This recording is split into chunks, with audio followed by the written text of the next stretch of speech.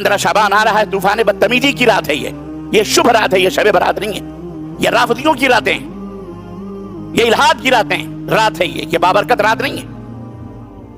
इस ताल्लुक से जितनी भी अहादीस, जितनी भी रिवायात हदीसों के नाम पर मौजूद हैं, ऐ मेरे मुसलमान भाइयों कान खोल करके सुन लो, कोई मौलवी, कोई अल्लामा, कोई मुहद्दिस पूरी दुनिया का मिल करके ये नहीं बता सकता कि ये रात कोई बड़ी अफजल और बड़ी फजीलत और बाबरकत रात है। इसके अंदर जो बिदात और खुराफात होते हैं ये सुन्नत से साबित हैं, कोई नहीं बता सकता।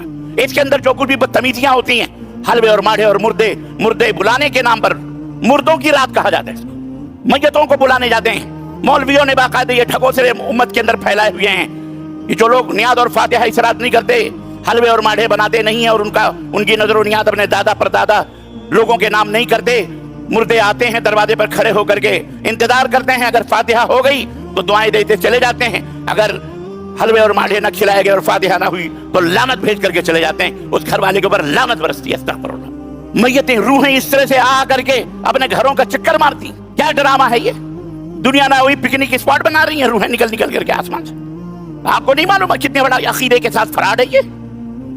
अल्लाह के बंदो, जो रूहें यहाँ से निकलती हैं या तो इल्लियीन में जन्नत के उन घरों में बंद हो जाती हैं जहां अल्लाह ने उनके लिए ठिकाना रखा है, या सिज्जीन में जेलों के अंदर कैद हो जाती हैं। वो दुनिया की जेलें नहीं है निकल करके मटर गश्तियां करती फिरें। इस तरह के रिवायात गढ़ करके उम्मत के अंदर फैलाकर और उम्मत को गुमराह किया जाता है। मेरे मुसलमान भाइयों, ये बिदात हैं,